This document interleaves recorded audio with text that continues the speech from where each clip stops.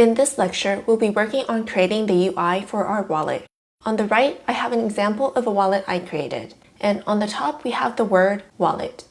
Below is the amount of cryptocurrency that I have on hand. And we also have a button for reloading. Down below, we have space to write our public key, private key, and blockchain address. For example, let's say person A wants to send to person B.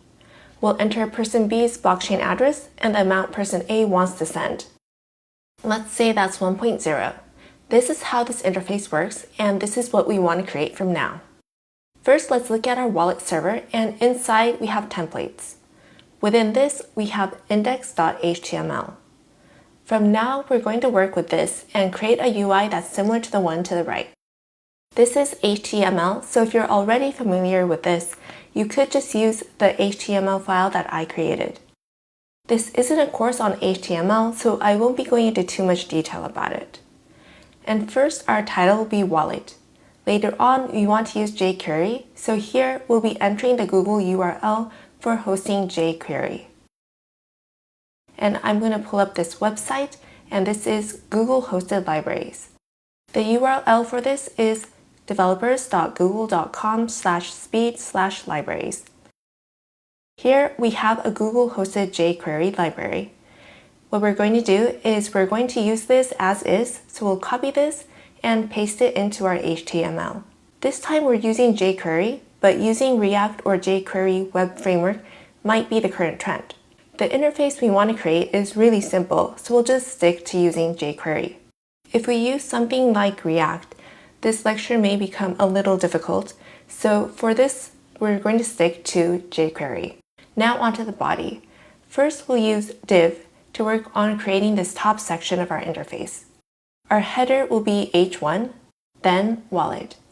This wallet we wrote is for this wallet on our interface. Next comes div ID, then wallet amount. For now, we'll enter 0. Then comes button ID, reload wallet. We're going to say reload wallet is going to be the name of our button. Next, we'll work on public key, private key, and blockchain address. Let's use a p tag and write public key. Then we'll use text area, and the ID will be public key. For rows, let's make this 2 rows, and for columns, 100. We've defined our text area with this, and let's copy this. Next, we'll work on our private key, so we'll rewrite our ID to private key. Let's change our number of rows for the text area box. We'll make this 1 row. We'll copy this again, and now work on blockchain address. We'll rewrite this to blockchain address, and same with our text area ID.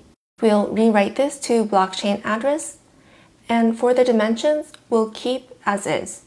And now we've created the interface for the top portion here. Next, let's work on this send money portion. For this, let's use div, then h1 will be send money.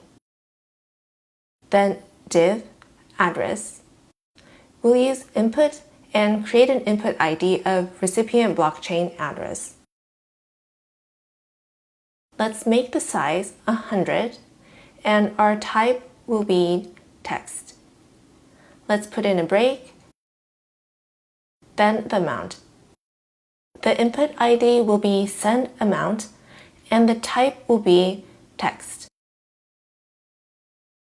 Another break here, then at the end, button ID, which will be send money button. Our button will say sent.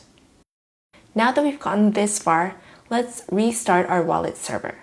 I'm going to refresh my screen to reload it, and I refresh my screen now, and this is what my interface shows.